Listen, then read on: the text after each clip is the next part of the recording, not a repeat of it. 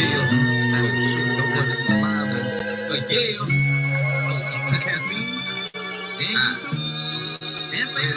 This your moment, cup of dough. This to get you going when you're moving slow. When your ass out and hit the chat, tell me what you know. I'm your fact checker with the slaps. Can you be for real? I've been wildin' out to show you what the deal. This your moment, cup of dough. This to get you going when you're moving slow. When your ass out and hit the chat, tell me what you know. I'm your fact checker with the slaps. Can you be for real? I've been wildin' out to tell you what the deal. This your moment, cup of dough.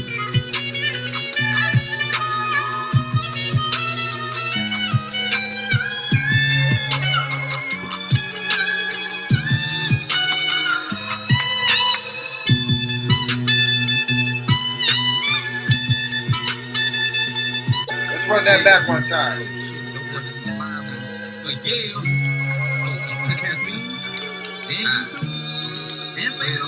This your moment, cup of dough. This to get you going when you're moving slow. When your ass out and hit the chat, tell me what you know. I'm your fact checker with the slaps. Can you be for real? I've been wildin' out to show you what the deal. This your moment, cup of dough. This to get you going when you're moving slow. When your ass out and hit the chat, tell me what you know. I'm your fact checker with the slaps. Can you be for real? I've been wildin' out to tell you what the deal. This your moment, cup of dough.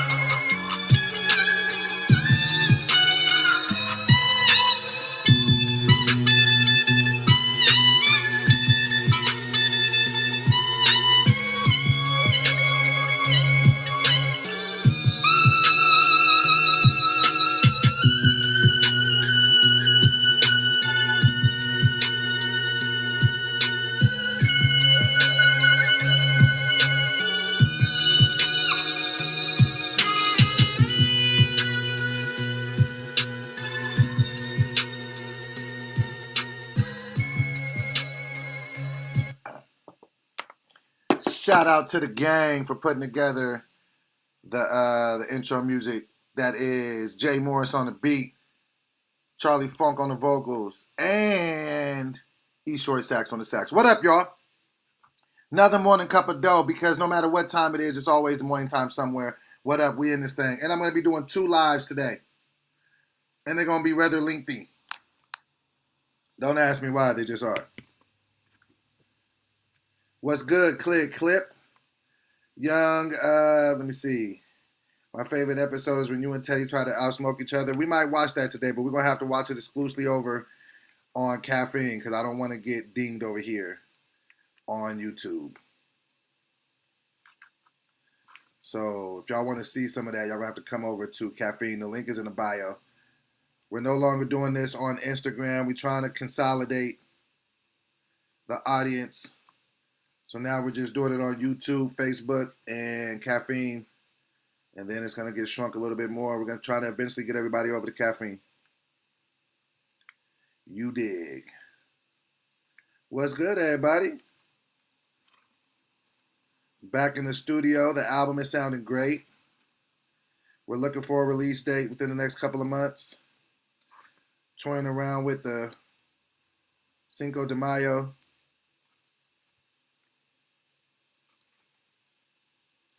So we'll see. How's the volume? Is the volume okay? I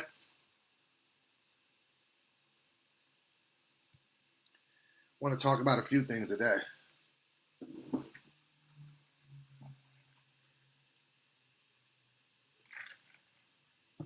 Michael said, thank you for your journey. I appreciate it. Thank you for even caring enough to pay attention to it this whole time.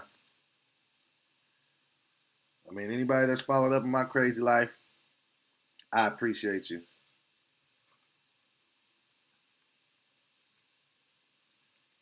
Let me call Triune and see if his phone bet situation is better. So we could have our...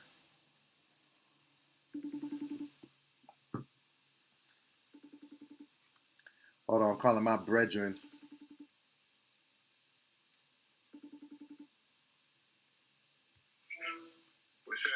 What's up? You at the cribbo? Yep. Is your stuff back working? I'm live with the gang, man. They want to finish our conversation. Yeah, let's do it. Send me the StreamYard junk. I'm gonna send you a link right now. For sure. All right. All right. So let's see if we can get Triune, because we were trying to have a conversation yesterday about aliens and whatnot, and we couldn't because he kept having technical difficulties.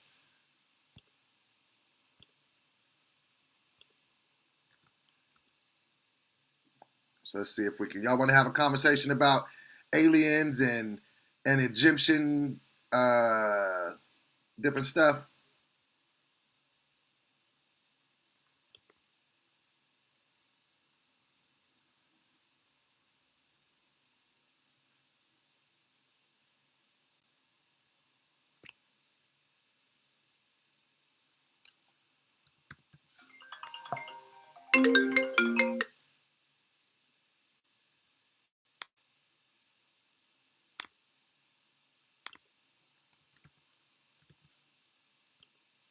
All right, 1 second.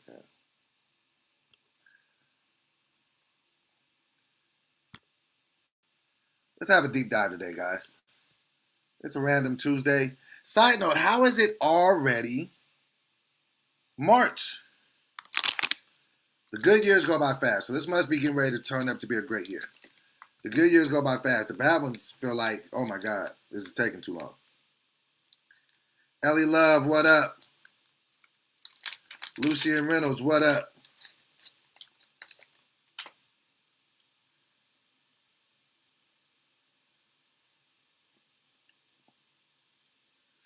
We're going to talk about it all today. This year is absolutely going by quickly, way quicker than expected.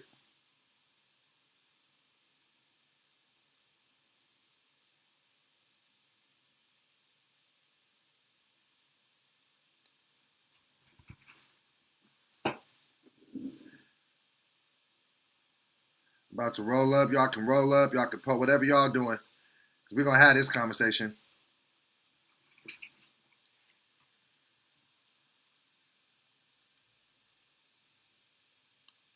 Tapped in on all platforms. Appreciate you, brethren.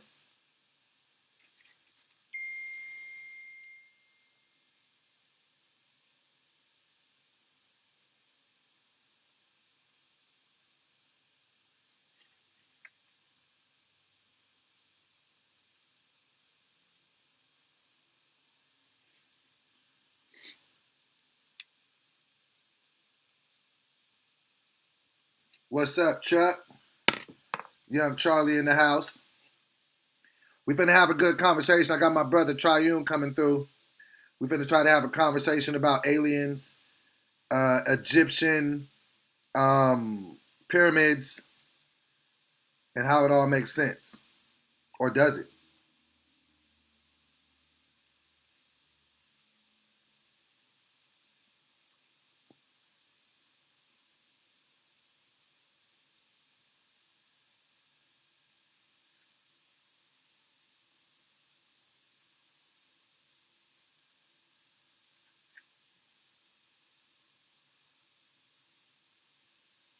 Yep. What y'all on today, though? And what other topics do y'all want to talk about?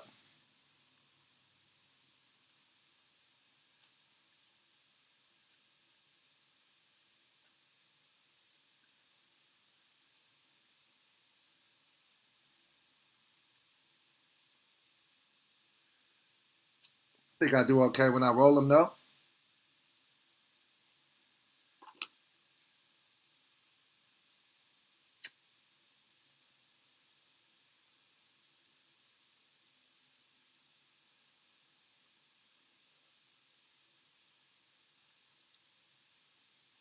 All right. So first of all, before we have our special guest for this first conversation, I want to know what y'all think about this. I ain't got the hotline blinging today.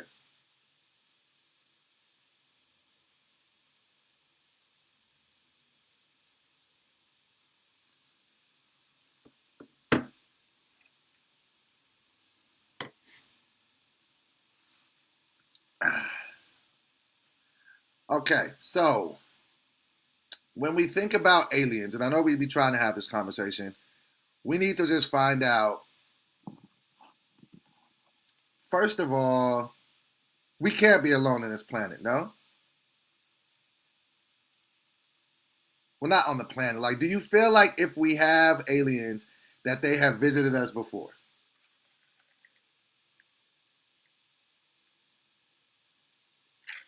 What do they look like is my question. Is it just Jesus?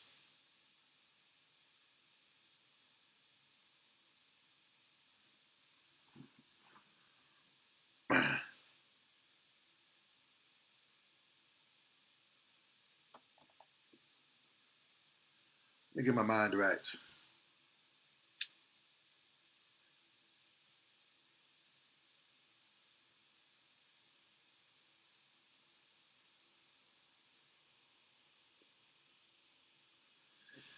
I still can't believe it's already about to be March 1st tomorrow.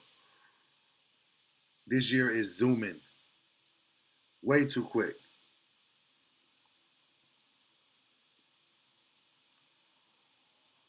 You have the grays, you have reptilians. What is that? What is a gray? What is a reptilian? Let me look that up. Grays and reptilians.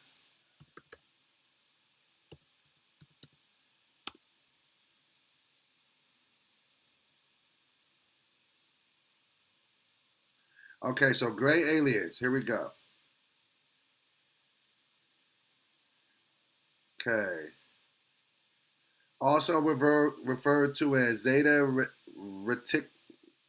reticulans, Roswell grays or grays are purported extraterrestrial beings. They are, hold on.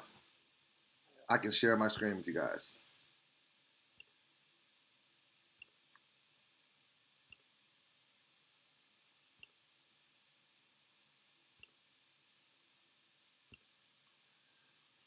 Okay, so, and hold on, let me share with, I'm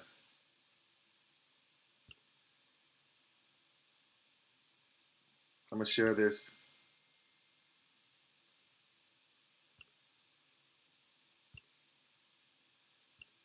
Okay, so we're going to talk about what a gray alien is.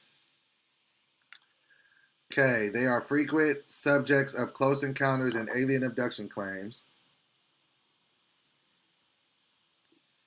The details of such claims vary widely, but typically grays are described as being human-like with small bodies, with smooth gray color skin and large hairless heads and large black eyes. The Barney and Betty Hill abduction claim, which purportedly took place in New Hampshire to 1961, popularized gray aliens.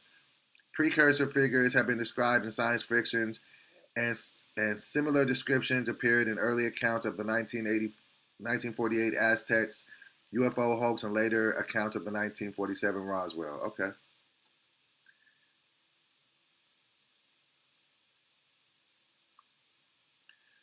Okay, so the appearance, they're typically gray-skinned, reduced forms, completely lack external human body parts such as nose, ears, or sex organs, muscular.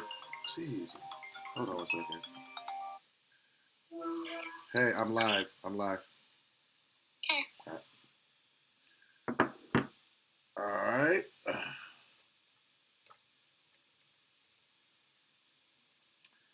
And it may go back to the late 19th century in 1891. Wow. Tale of the future. So what do y'all feel like? Do y'all feel like this stuff is true? Damn, they got some big ass heads.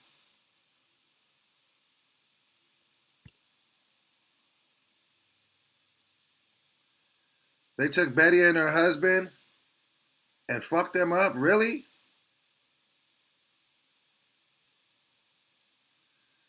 We're talking about aliens in here. Aliens got some big heads. Does that mean that they're arrogant? Does that mean like they think very... Okay, Triune's in the building. Hold on one second. Let me bring him in. Can you hear me? What's that? Is your echo there? Yep. Is your echo there? Yeah, it is. But we gonna ride. Jesus, are you kidding me? Again? I don't know, dog. I don't know, dog. I can't hear it. Hold on, let me hear it. Hold on, let me hear how bad it is. Because they was complaining yesterday, but let me see how bad it is. About my audio? Yeah. Hold on one second. What? Hold on, say something. Hold on. Yo. Hold on. There's an echo. Hold on, say something. Yours is not that bad. What about now? Hold on.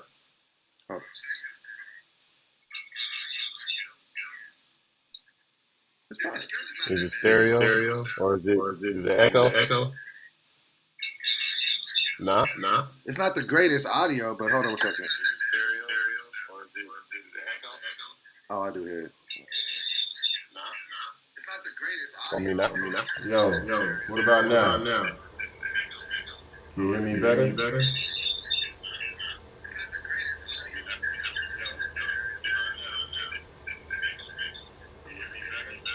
It sounds like you're in a hallway. I wonder if it's something on my end. It sounds like you're in a hallway. I don't know, man. I wonder if it's something on my end. It sounds like you're in a hallway. All right, hang up and come back. All right.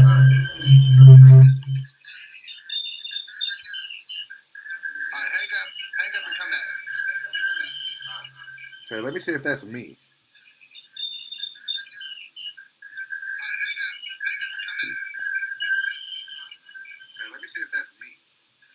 Chat.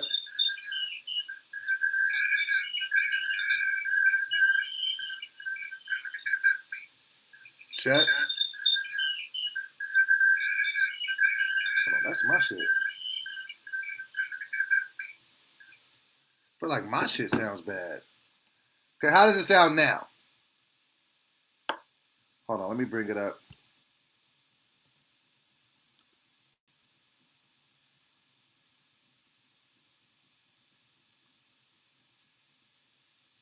Hold on, y'all. We're going to get to the bottom of this. Let me see how bad this sounds.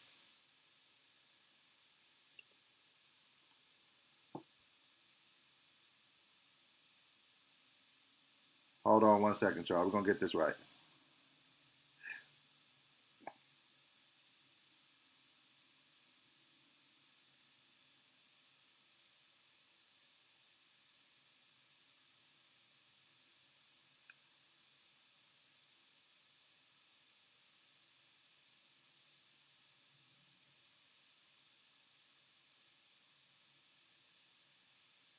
Okay.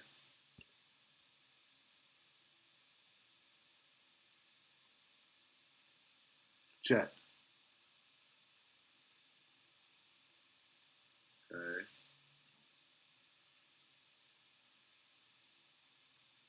I think I sound good. Check. Okay, I sound good.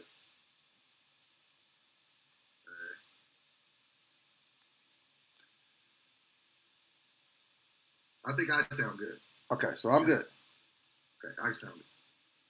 So y'all can sound me. Oh, I need headphones. You know what? Do I have headphones? All right, so listen. I got headphones, but I think they're downstairs. Damn it. Or did I bring them in?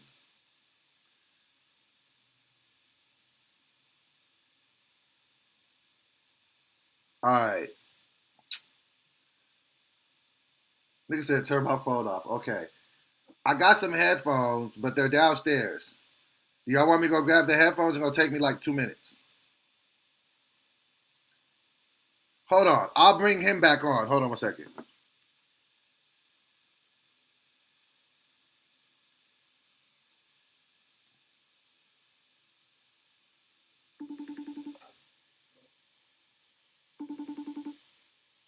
I think I got it figured out.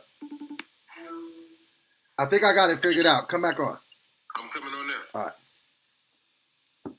So I'm going to let him talk to y'all.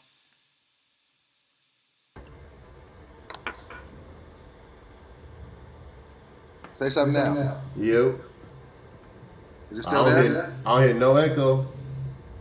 Okay, I think I know what it is. Talk to the audience for 2 minutes. I'm about to go get my headphones from downstairs. All right, for sure. Okay, talk to them about this alien. Maybe read some of that stuff there. All right, so grays. I think there's two types of aliens that most people talk about. It's the grays and the whites. I think this article is the wiki page for the grays. Pretty much they gray skin, big head, allegedly super evolved. A lot of people believe that this is where human beings will eventually evolve to.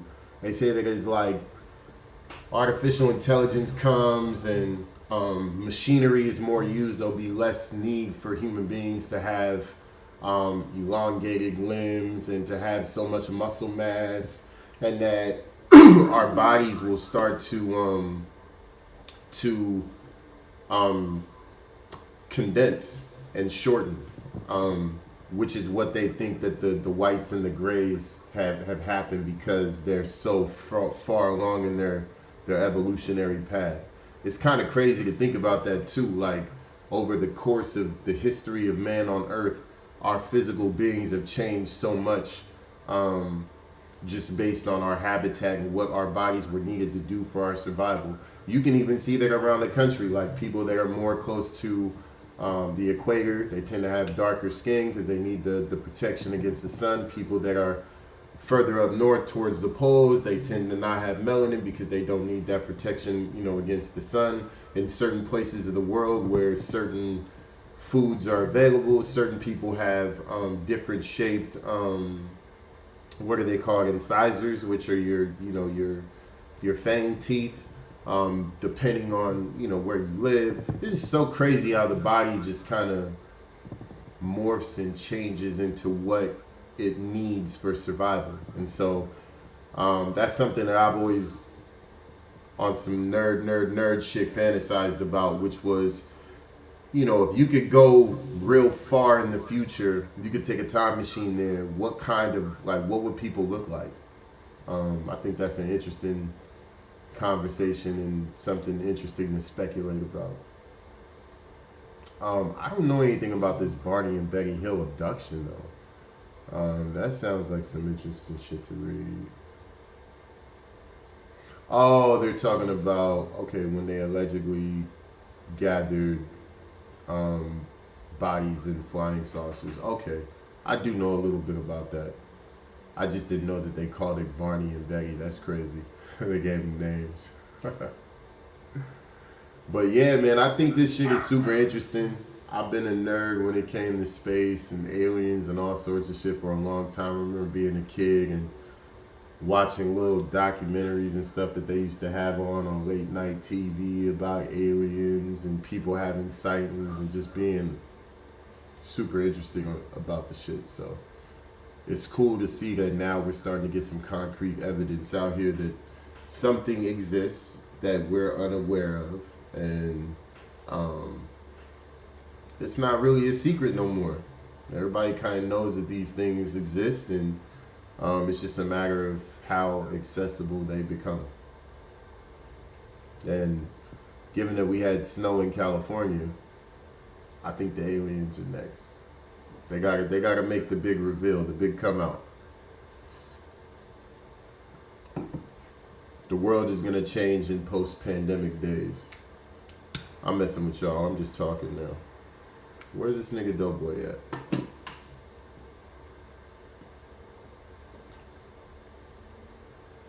My bad, I had to get my smoke on real quick. This is such a smoking type of conversation that you have, so I figured it was appropriate. I wish I could see these comments, man. How come I can't see? Oh, there we go. I can see the comments. She said aliens. You think we stole the tech? I don't think we stole the tech, man. I think we're still trying to figure the tech out. Have you looked into Bob Lazar and his stories about the way that he says that their craft can manipulate gravity? He was like one of the first people to say that gravity was a wave and that it wasn't a force. And I think in 2018 or 2019, they actually confirmed that. Like, a lot of the science community confirmed it. He said that these Hold on 1 second, dog. I couldn't find this. Give me 1 second. it's all good. We just having a conversation. He said that these crafts that he worked on, the goal of what they were trying to do was replicate the technology. But he said, up to his knowledge, past Bob, the Area 51. In fact, it was called S7 back then. But he said that the technology that they were trying to reproduce had the ability to go from 0 to damn near Mach 5 speed in less than a second. That it had no sound whatsoever. It had an exhaust. Yeah. Is it no echo still? Yeah, no echo. We good. Perfect. Okay, got it. All right. He said that these crafts had the ability to go from that speed to from 0 to Mach 5 in less than a second. They exhausted nothing. They were silent, and he also said that these crafts had no wires whatsoever in them. Everything was wireless in there. And he said, but the crafts were small, that they could only carry small bodies like these grays and whites. And he said that they've been trying since, I think he worked there in like 88 or something like that. He said that since then they've been trying to replicate the technology and they haven't been able to. He also was the first one to speak on that new element. What the fuck is the name of that? And who is this that we're talking about? We talking about Bob Lazar, because this cat, Comic King, he was talking about the grays that they stole from Roswell. And I was telling him that to kind of research Bob Lazar, who was the cat that said that allegedly worked on some of these crafts in S7, which is now Area 51, back in the 80s. And he said some things that have come to pass that like the science community agrees with. So this is really a thing. Yeah, nigga, this is not. Yeah.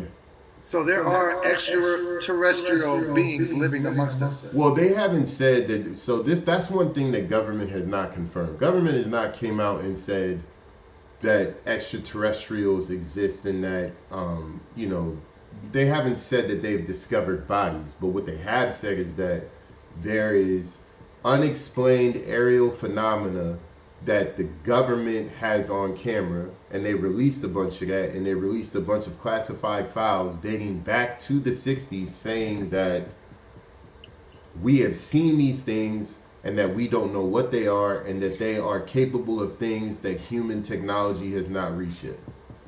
So do you think that our government is hiding the truth from us? Partially. Do you think they maybe have one of these things tied up somewhere? I don't think it's alive, but I think they might have one. So they actually have it and probably have just been studying it. Yeah, for sure. That's wild.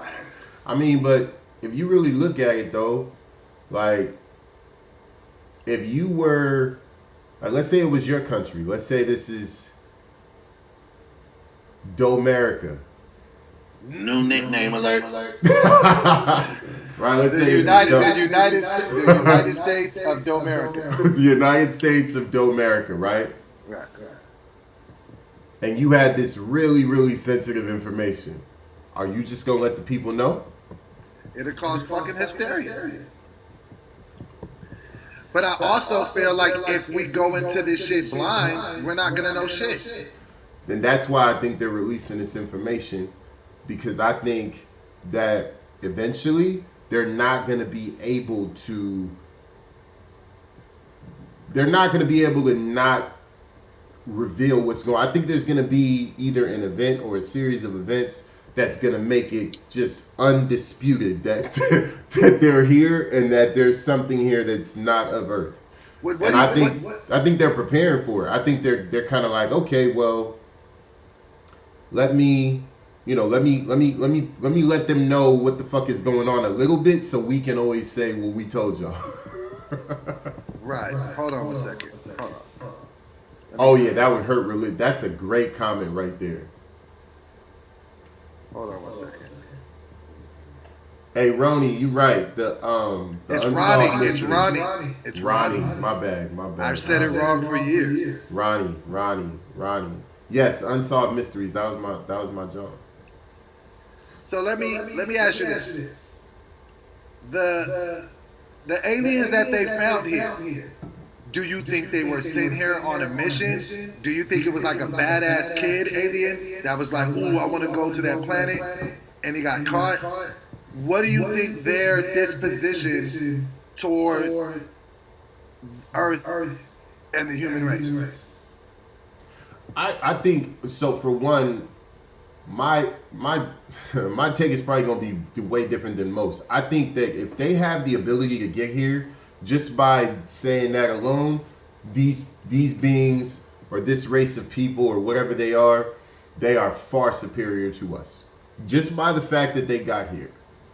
Right. So I probably have to accept that we are nothing to them in regard to our beings, our resources. They could if they can get here, they could take everything we have. There's but no. Do you think that there's different variants of aliens on their planet? Yeah, for sure. Well, no, I think there's different variants of aliens in the universe, like of other, I guess, intelligent life. Yes. But I think if they get here, they're far superior to us, which means that they're probably gonna come in peace. You know what I'm saying? Like, you don't just find an ant colony somewhere and just stomp on the shit. You probably want to study it. You probably want to see what's going on. Oh, how do they get their food? How do they do this? We are nothing to them. If they can get here, we are nothing to them. Yeah, there was some shit that they were coming out with where they were showing the shit flying super fast, going into the water, and they were like, we don't have shit that moves that fast. Even like the radar couldn't keep up with it. This is true. That's why I'm saying I think there's gonna be a big reveal at some point, because you can't just put that information out there for no reason. And our government, I know, despite them having their inefficiencies, they're very calculated. But see, the aliens don't look that big, so I wonder if they have weapons. And how would they know to have weapons that can kill us unless they killed us with something? So look, the smaller the alien, the more scared you should be. Do you think they communicate with each other? Of course. They reproduce? So yeah, of course. The smaller the alien, the more scared you should be. And this is why I kind of explained it to everyone else earlier, but you was finding your headphones, so I'll explain it to you. Okay.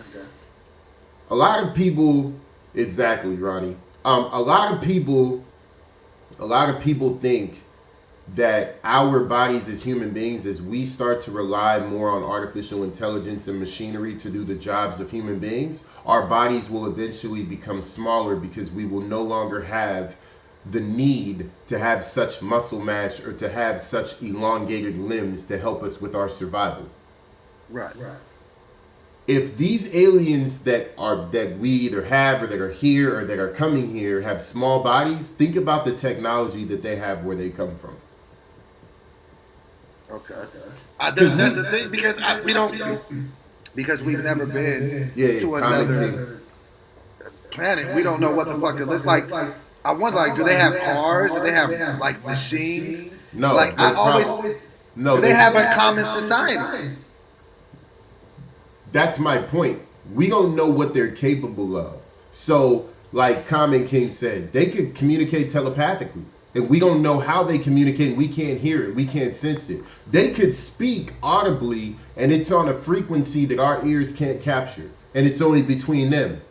But this is my question, I guess, to kind of understand what we might be dealing with. So, in the hierarchy of the animal kingdom, right, we're the strongest. We're the smartest, but we're also the only ones that really show compassion, love. Like, other animals eat their own kids. Like, they're fucking crazy. Like bears. We're talking about a being. We're talking about beings that are far more evolved. So that's my question. So yeah. So that's what I'm saying. So if they are far more advanced to us, do they have less compassion and less relatable people skills than us? And are they just pretty much machines in the mind? They probably have more compassion. The same way we have compassion for animals, they have compassion for us. Because they probably look at us the way that we would look at a dog. As I am so far advanced, I don't want to hurt this little thing. So we would be like their pets. Potentially. Fuck, could you imagine being a pet? That shit would be wild. If they walked us like... I mean, I don't think it would be like a pet like that just because of size differences. But I'm saying, imagine this. Why would they have to go to war with us if killing them was impossible for us? Their crafts move in ways we could never, bro. They can. How would they know that though? Just the same way we know we can kill ants. They observe us. They see us. They see we know what the capabilities of an ant are. They know what our capabilities are. But if they're in another planet, millions upon millions of miles away, they would have to see this really small planet. And if there are billions upon billions of planets, they'd have to sift through all that to find us. So that makes me feel like maybe we're bigger in the scope of things than the inverse. If they found us, okay, so think about what you're saying. If they found us from millions of light years away. Hold that thought 1 second. Hold that thought 1 second. Hey, Comment King, I agree. I think this species is way above childish shit like murder. Side note, today I'm on the first day of that diet you told me about. All right, let's see. Hey, stay packed though. I am for sure. T is your friend, nigga. I'm gonna definitely get some. I have been eating like shit the last couple of days, so I have to give me some damn Tums. All right, these first 48 to 72 gonna be tough. I can feel it. But yeah, it's gonna be tough. So but what you're saying. So what I was saying, what was I fucking saying? I forgot what I was saying. No, you were talking about. Oh yeah, them seeing us. Okay, Yeah. If they were hundreds of millions of light years away, and they were able to see us, observe us, and understand what our capabilities were before they got here, they are absolutely more capable of what we are. Now they're saying there's an echo, but there wasn't before. So what's going on? Check. What happened? You? Is it an echo for me or an echo for Doe? Hold on. I just turned it down. Is that better? I don't know. Better? Is it still there? You. Who got the echo? Talk to us.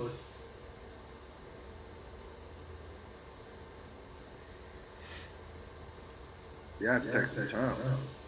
Yeah, that's when you know you're getting old. Yeah. Oh wait, they said it's an echo for me. I don't know. I don't know. Me don't know. It's an echo for me.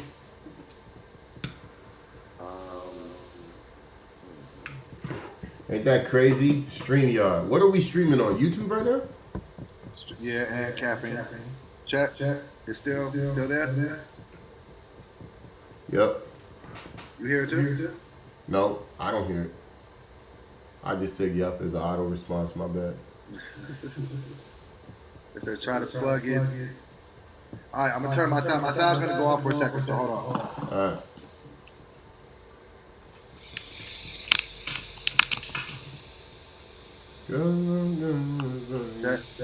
Check. Oh, did I get it? I don't know. No, I think I hear it. Check. How do y'all feel? How do y'all hear? I mean, how does it sound?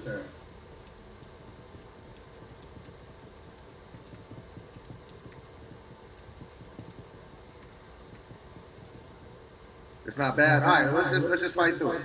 We gotta get there. All right. So what were you saying? You remember your thought? What I was saying is that they had the capabilities to see us, observe us, and understand what our capabilities were before they got here. That alone shows that they're extremely superior to us, and that we have no capability to kill them or touch them. If their crafts move in a way that our crafts have never moved before, why would they need to hurt us if we don't have the ability to hurt them? You understand what I'm saying? But from what I've heard is that they want to harvest us for the water, because water is like something that ain't nowhere in the galaxy. I mean, I don't know what they would need it for. Well, water that we know of, we're not capable of observing the entire universe, bro, or getting there. Dog, I thought I was the only nerd nigga who used to think about shit like this. I be thinking about like what type of shit be on other planets.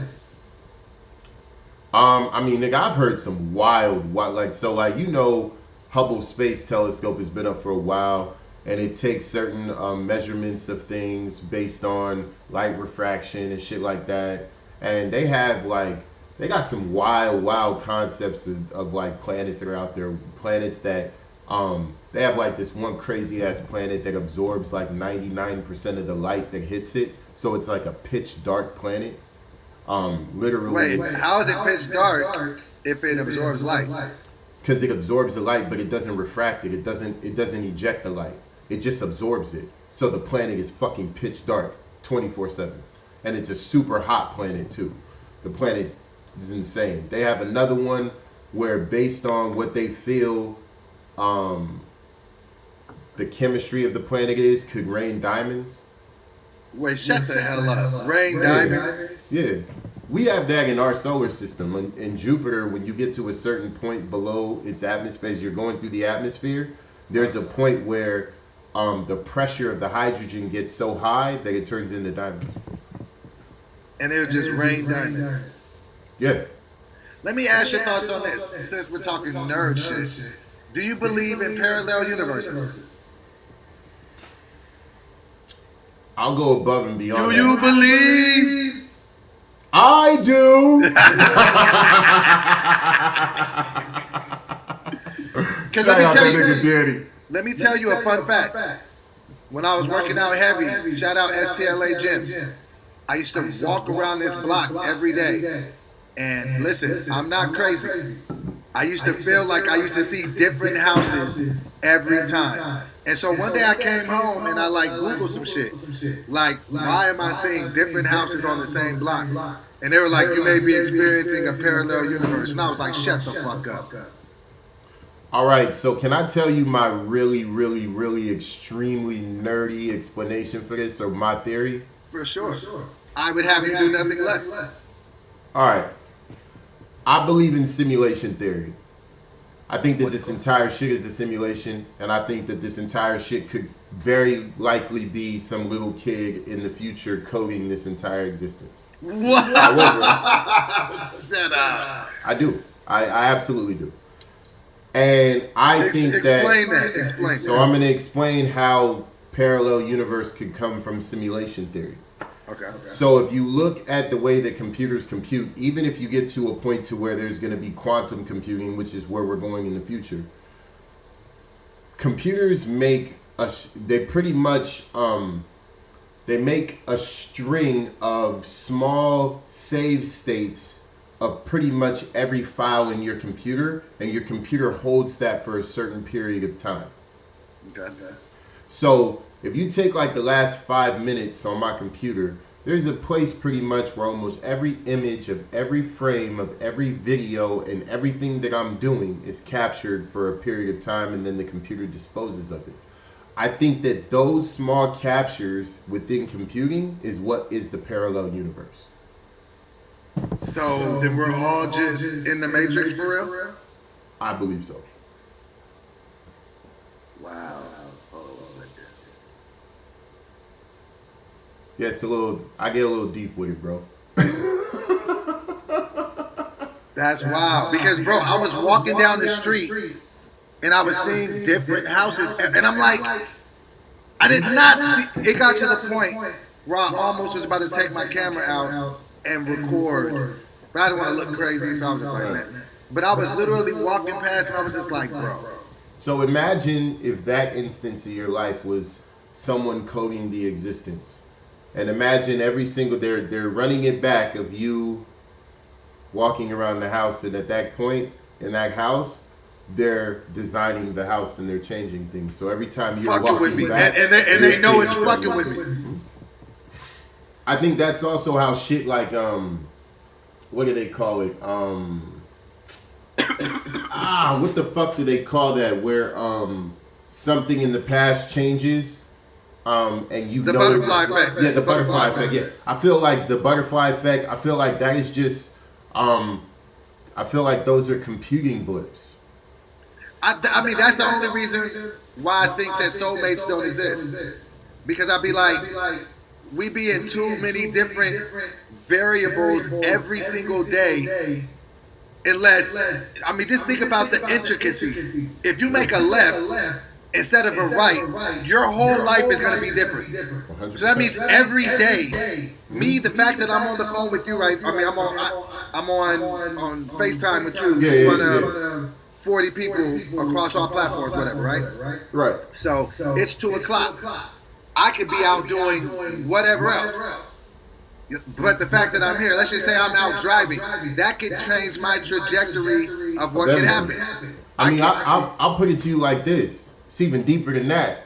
Making a right or left turn on any said block could mean survival or deletion.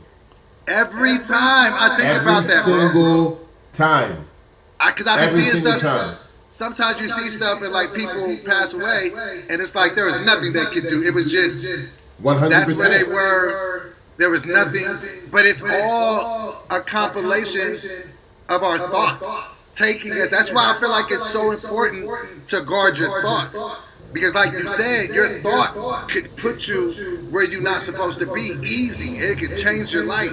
Well, yeah, I think it's important to guard your thoughts, and I think it's also important to have a connection to your intuition. I think I think everybody has an internal psychic. I think most times when people fuck up, they go, "God damn it, I knew not to do that." Yeah. And most times you do know in your gut. But a lot of people don't have like that intimate relationship with themselves where they can accurately read what that gut feeling is telling them. But if you spend the time and really get to know yourself and really know your gut feeling, you're going to keep yourself out of a lot of shit just by knowing what's going on. I honestly think that that's the one thing that all religions do that kind of bring you back to yourself. I know there's a bunch of different ideologies and whatever. That's a different conversation I'd rather not have. But what I'm saying is they all connect with us trying to connect with a higher power, which most times has us stopping, closing our eyes, which really brings us closer to our inner self and trying to find a higher version in who we are. Yeah, and I think all religion boils down to this, right? I think all religion boils down to this entire life experience is about a few things. One, it's about information transfer. The whole point is for me to get better, pass it on to my kids, for them to get better, pass it on to their kids, etc., etc. I think number two, it's understanding community and family. This whole thing is about we, it's not about me, and the way that we make it about we is by ascribing to a higher God or a higher entity. We put all of the praise and the affirmations and all the appreciation on a higher entity, and then we kind of walk around selfless, right? Right. And then number three for me is legacy. They always talk about, karma or, your sins or what you've kind of done and how, you kind of are the accumulation of, your deeds. You're the accumulation of your choices. And you always leave on some sort of legacy when you leave. Right. So I think being cognizant of your demise and your legacy is the third component. And I think all religions teach that to a certain degree. Oh yeah, absolutely. And I think it's just, just finding that balance, to be the best versions of ourselves. I think that life, this is one thing that I've learned. Just because I've had some really high highs, I've had some really low lows. You know what I mean? But what I found is the meaning of life to me is just finding happiness in the moment that you're in, because that's all you really have. Because when I used to have dreams of doing certain things, you know what I mean? Like whether it be career-wise or whatever, it like there were moments where like, yes, it felt really good. Like, you know what I'm saying? But those moments don't last forever. Yeah, like, you know what I'm saying? Like when I first found out that I booked Wildin' Out, nothing will ever change that moment, because that version of Doughboy was getting his first opportunity to do his first thing and knew everything would change after that. And then, but you know, you go to other moments and it's like there be lows to the point where it's like, how the fuck did I get here? But this is the thing though. Every one of those moments are as important. And impactful. And it's impactful. And it's just trying to just survive the moments and not get too high when they high and not get too low when they low. Just for me, it's always been about acceptance of the moment. Like I think a lot of times with human beings, we deal with depression and anxiety because we're thinking too much about the past or too much about the future. And it's like, if you could just be present and really just accept, okay, you know what? My relationship with my mom is just not what it should be. Can I accept that and not go into the world with this chip on my shoulder? Yes. Or do I go into the world with this chip on my shoulder and all of a sudden my identity becomes that trauma? Man, you know what I'm saying? So it's really about, for me, it's about the acceptance. Like, okay, can I really accept the fact that this shit that I really didn't want to happen happened? And can I go into the world not becoming that? And that shit's a process, man. And that's a bar. And that's what life is. Like, cause you know, like life is a learning fucking process. Like it's trial and error. There's no handbook for this shit. The only way to figure it out is go live it. The more mistakes you make, the better you're gonna get at this shit. Like, you know what I mean? Like.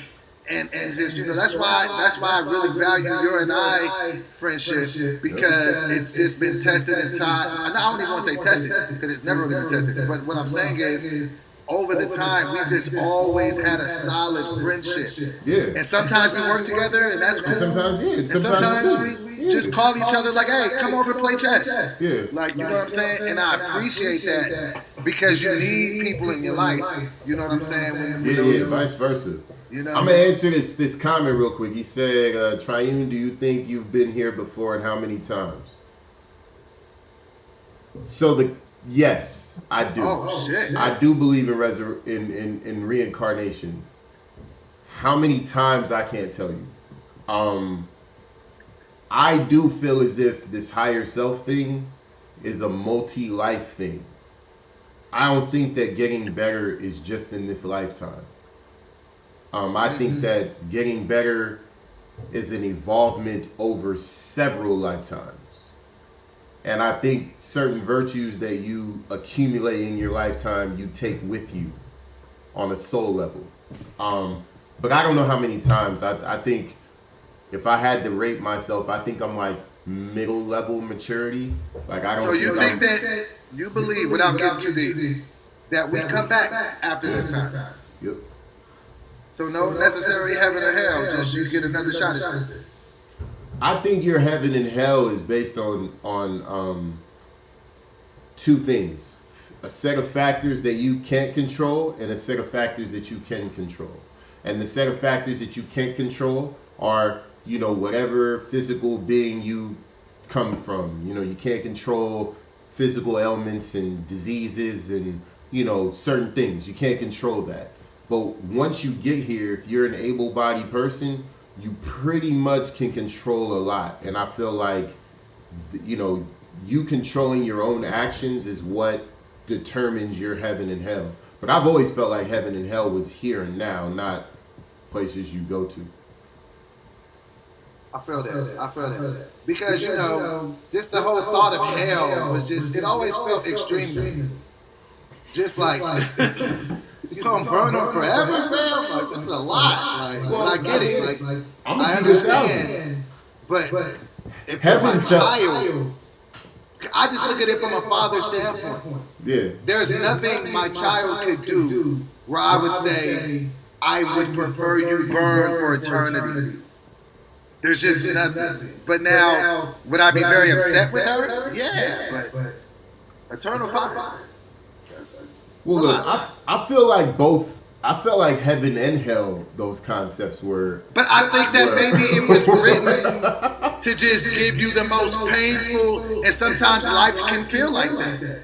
Well, I'm going to use your analogy, right? So you said there's nothing your child could do that would make you want to condemn them to fire forever, right? Right. And I'll say this too on the flip side of that. There's no amount of money that I could make that would make me tell my child, hey, you and all your niggas can come hang out at my house. You're going to have to earn your way up here. Okay. No. Y'all niggas go live at your house and do what you do. But you're not about to be in my neighborhood and my crib. No. We're not. We ain't just letting everybody in here. Yeah, so I always felt like both sides were. That's actually a great analogy. Yeah. I don't have a problem with that. I can have Jeff Bezos money. I'm not telling you, hey, you and all your niggas?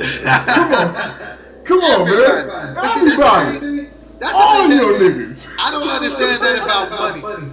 Like, right? Honestly, I feel the thought of billionaires repulses me. You know why? What are you going to do with all that money? Like, do you know how much a billion is? Yeah. So for people to have $140 billion and then they're getting tax breaks, and then you got modern folk making $40K a year paying taxes. What are your thoughts on how fucked up the financial system is? I think that billionaires are needed for now.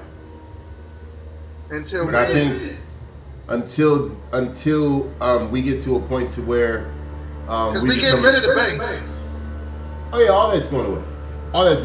I think we'll get to a point eventually we'll become a resource-based economy because you can't. Technology is gonna make the haves and have-nots situation unsustainable.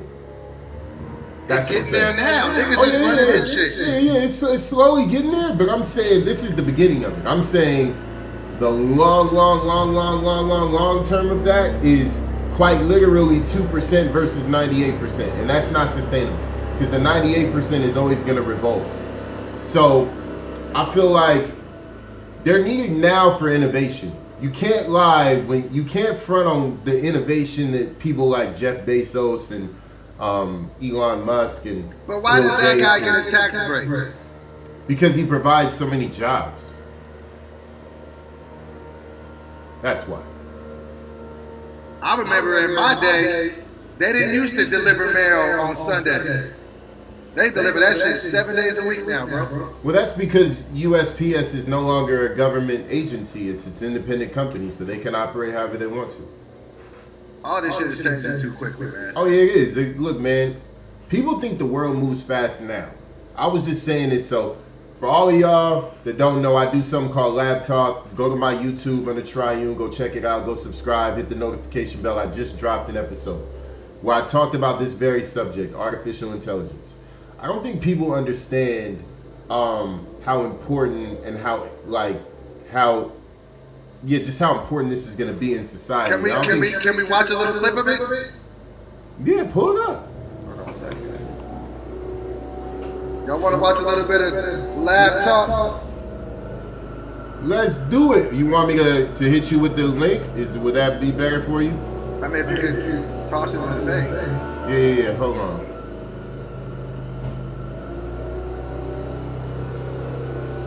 I'll pull it up and then I think I can hear it. Hold on, I don't know how I can comment here. How can I comment? Oh, private chat. There we go. There you go. It's in the private chat. That's the link. Okay.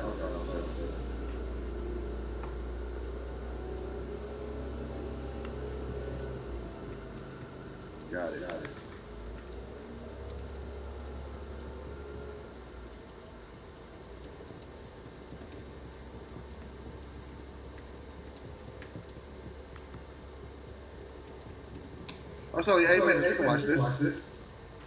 Yeah. You can actually go to that section though. That's the second section in there. So you can go to that section. Hold on one second.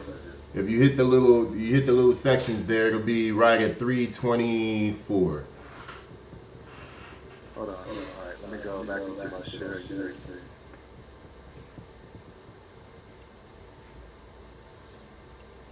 We just gonna watch the whole thing. I mean, that's okay. Yeah, that's fine too. There's some controversial shit at the top though. I'm telling y'all now. Oh shit!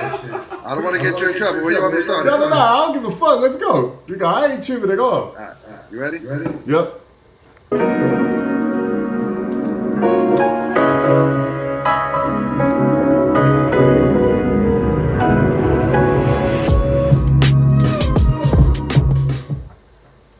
So look, we're going to chop things up a little different here. Going forward, I'm going to break the lab talks down into 3 different segments. One segment is going to cover a sports-related issue. Do y'all hear that echo? One segment is going to cover a music. I'll mute. I think that's mute yours. Music-related issue, and one segment is going to cover a social-ish related issue. That way, you guys can skip through the parts that you want to watch, and then also it works better for other formats like TikTok and stuff like that. Because I'm trying to get active for, Green Tape is around the corner. I'm telling you, it's around the corner. Green Tape? Announcements are coming pretty soon. So, excuse me. The first topic is going to be D-Wade and him changing his daughter's legal name and gender. I know this is going to be a sensitive subject just because anything regarding that community is a sensitive subject. And I'm saying this respectfully. I'm not saying this to be an attack on that community. This ain't got nothing to really do with the community. It has something to do with age. I have kids that are within that age range, and I couldn't imagine understanding their age and maturity level at that point, them being at a point to be able to make a decision like that for themselves. That seems kind of early in the game. And the reason why I'm even speaking out about it, I'll get to in a minute, but I just feel like something as heavy as name and gender, changing that at that point, and that child being the driver of that decision, that's pretty heavy at that age. And the reason, getting back to the reason why I say I'm speaking out about it is because I don't know if that's necessarily a good example. I believe that if you're gonna make a decision that's that heavy, you should be pretty well into adulthood and you should be pretty confirmed that that's who you are and that's what you want to do for the long haul. I'm not saying that her decision to show up in the world the way that she wants is a phase. What I am saying is that at that age, you're usually never who you are at 30 years old. You're usually never who you are at 40 years old.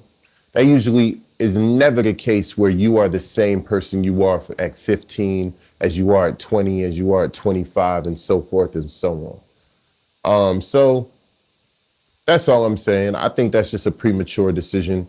And I don't think that's a decision that a lot of people should model. I think a lot of people should model a decision in which it allows the child to grow into an adult and make that decision later in life. So the social-ish issue that I want to talk. Let's unpack that. Let's have that conversation. How back up? I knew you wanted to talk about it. I knew you was gonna do that. Hey man. So. Oh, do this for me because I think that's what's giving it the echo. When I'm talking, mute your phone. Yeah, and then when I won't, then yeah, okay. So this is how I feel about that. I agree with you. I think that this is opening Pandora's box, and there's already been people from that community, some trans individuals that are suing the doctors that did the surgery on them. Like, hey, I was young. Why would you do this to me? I was only a kid. What's wrong with you, huh? So yeah, I think that's one of those things to where you need to be legal age, and I just feel like it's so weird how the laws kind of, when do we view somebody as a child versus when do we view them as an adult? Because in certain situations, like it's somebody's definitely a child. Like if a girl is dating or if a minor is dating an older an adult, that is considered statutory, what I'm saying, and that's a crime. But then if a person that same age commits a crime, they can be charged as an adult. So then it's like, okay, well, do they have the capability to think as an adult or not? And so now with this, something as serious as your gender and your name and well, not the name. The name's not that serious, but just to all that. That's a very, very final decision, and I just don't know that someone under the age of 18 is ready mentally, emotionally to know themselves well enough to know if that's what they want to do. Yeah, I mean, you pretty much summed it up, bro.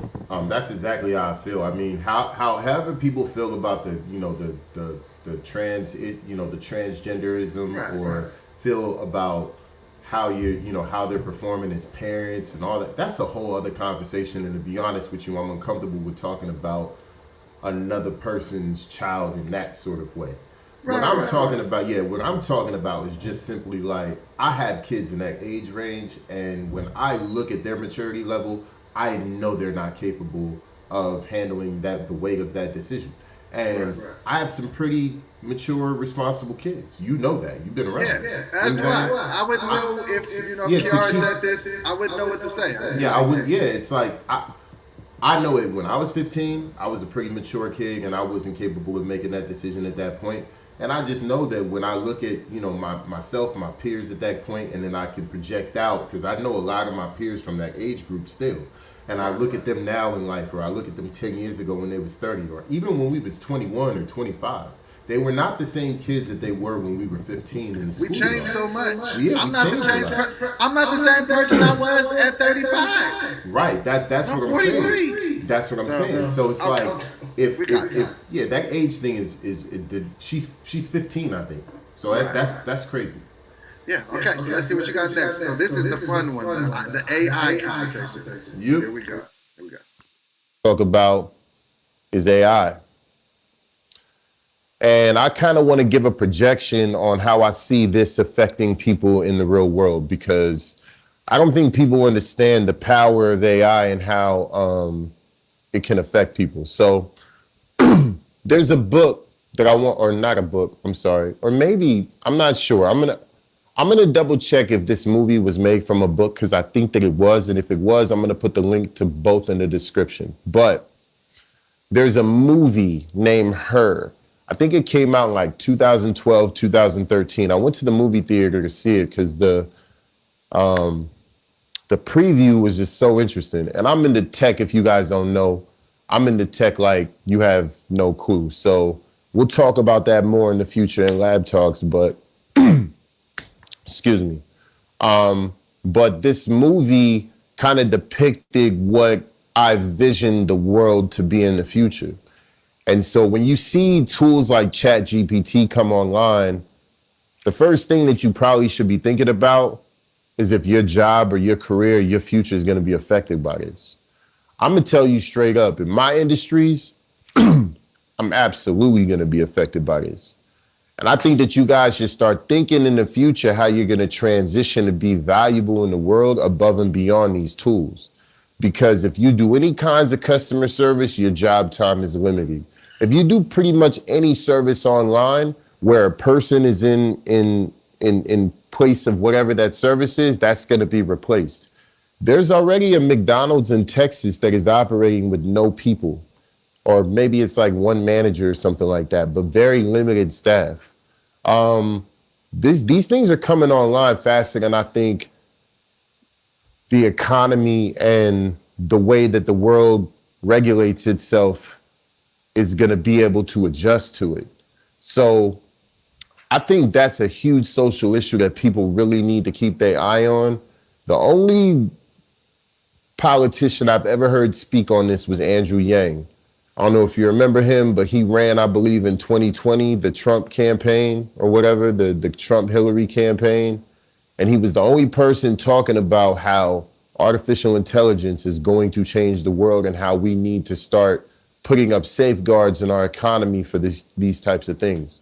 So just start thinking about that in the future, and think about how your future may be changed by one of these tools, and whether or not your skill is going to be able to usurp what this tool is going to be able to do for that company. Because if you think that company is not going to replace your ass, you got some fantasies to run back. You feel me?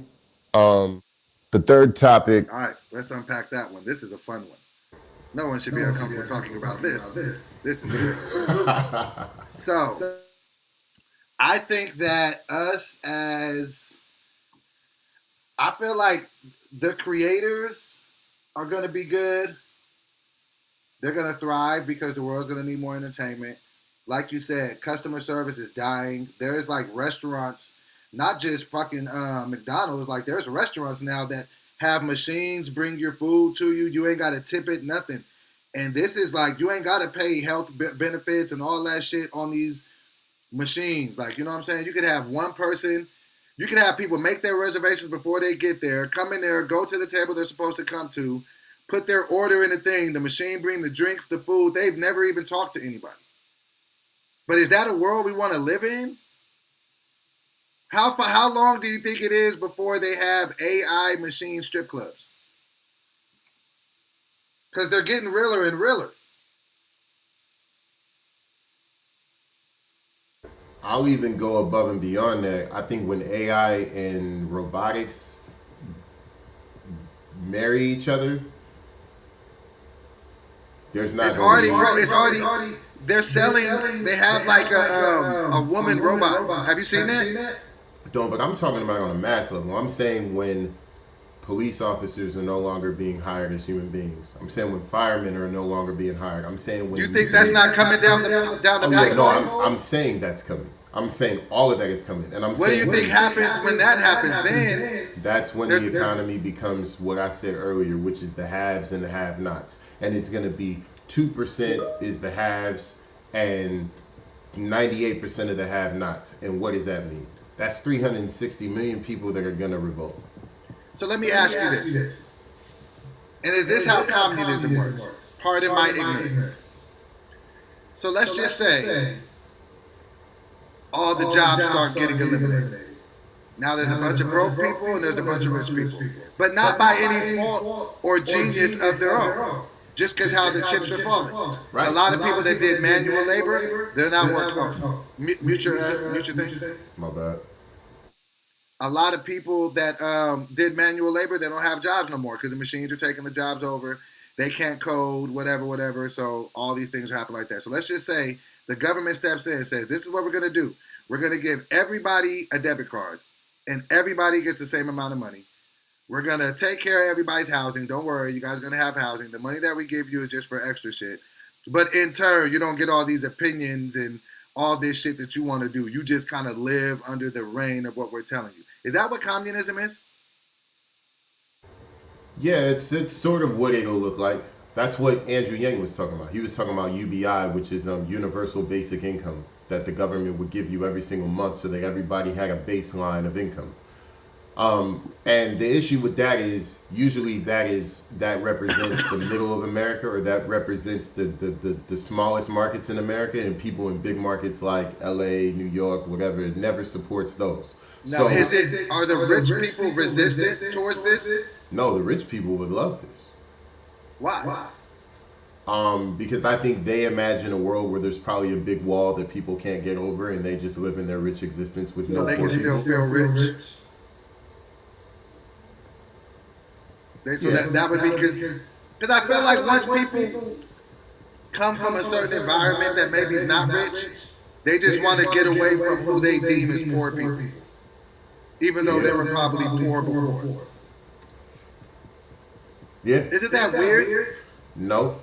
I think why don't you think that? I think people forget where they come from all the time. I think we see that all the time, where people are, they're a certain kind of person, until they run into some money, then all of a sudden they don't understand the struggle. They don't understand where they came from. They don't even speak that way anymore. They're talking down on people that don't have what they have. We've seen this story a million times. So I think that's more I think that's more human nature than it is somebody that understands where they came from and gives back. Got it. Okay.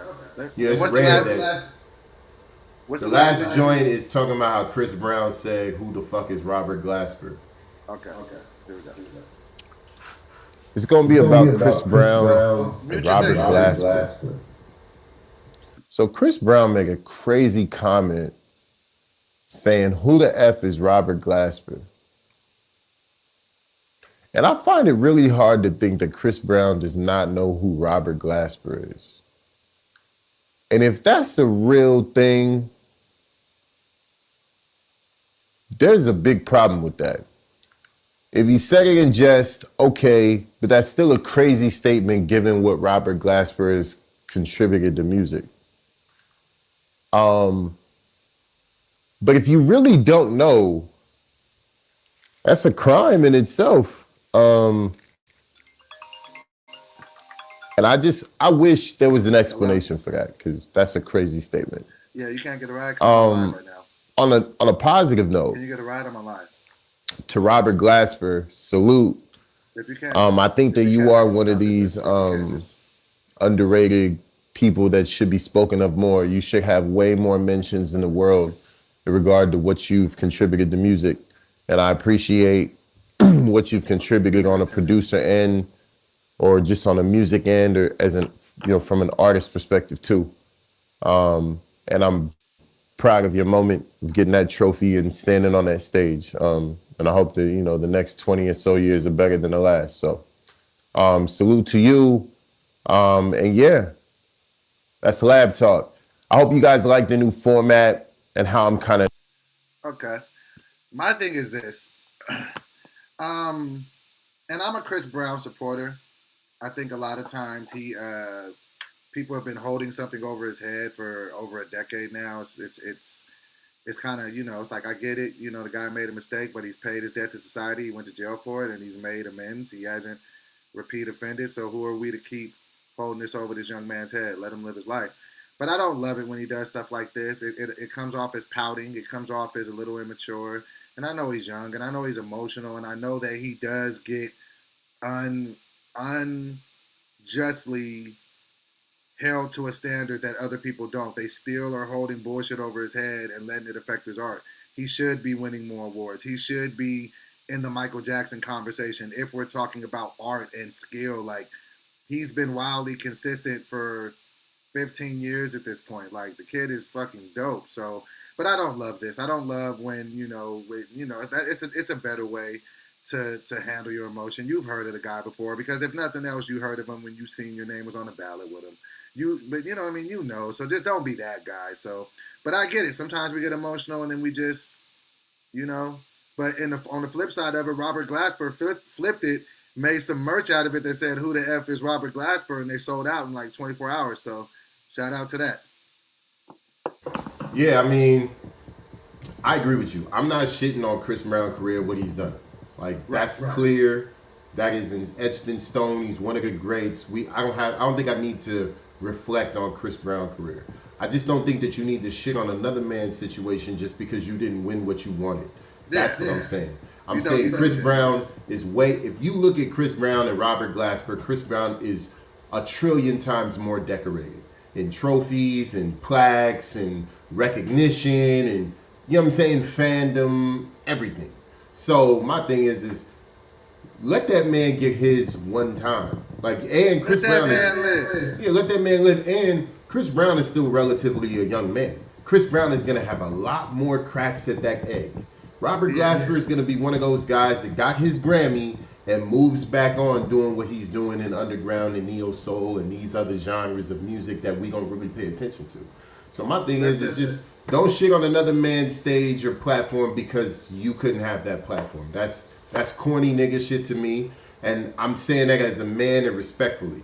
I respect Chris and what he does. I think he's one of the greats, and I think he's at other moments where he's been a real nigga, but that was not a real nigga moment. Wasn't a real nigga moment. Hey, so Pete, this is what I'm about to do, you guys. I gotta go pick up my daughter. I gotta go pick up mine too. Go pick up your daughter, man. I'll talk to you in a minute, my boy. Peace out. All right, y'all. So listen, I gotta go pick up my daughter, but I'm gonna keep the live going, and I'm gonna just play the studio, and I'm gonna yeah, just let it keep rolling. So hold on one second. I'm gonna pick up the studio because I'll be back by the time it's over. Hold on one second.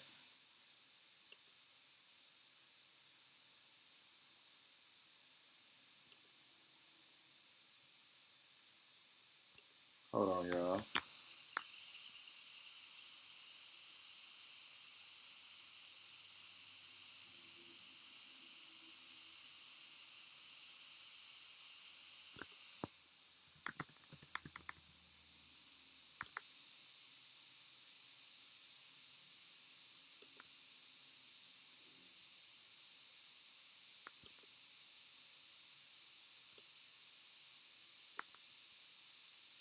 All right, y'all. So Pete.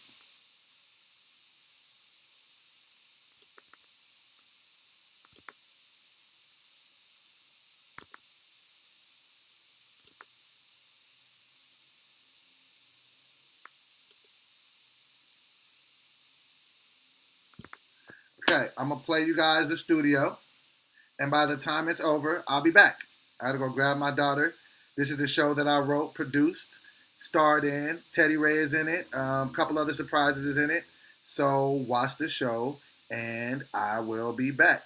All right, I'll check you guys out in about 20 minutes.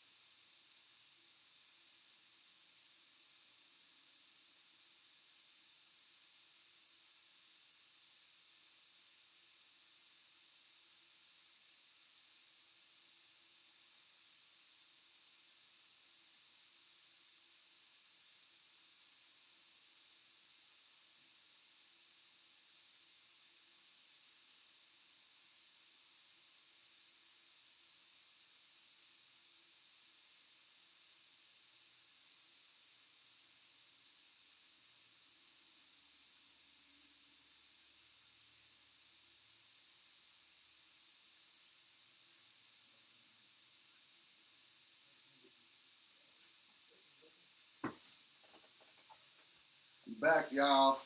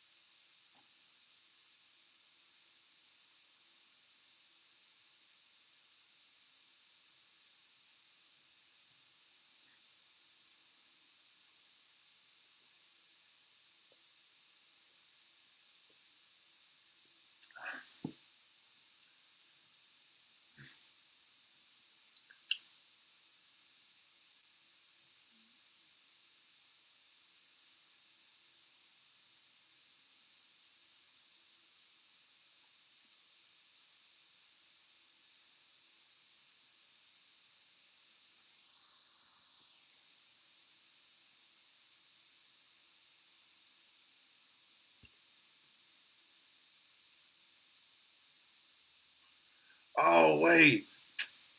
I'm sorry, y'all. Hold on.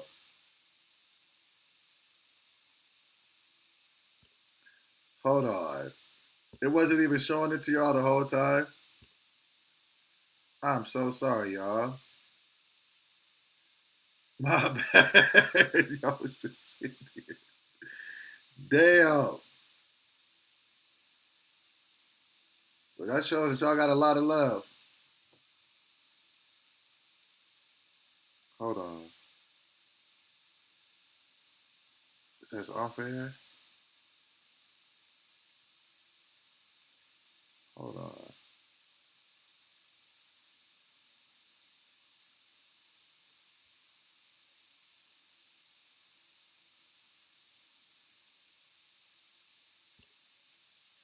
What's the head?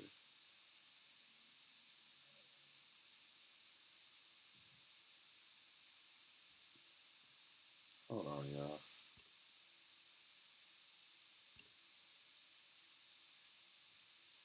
Hold on, y'all.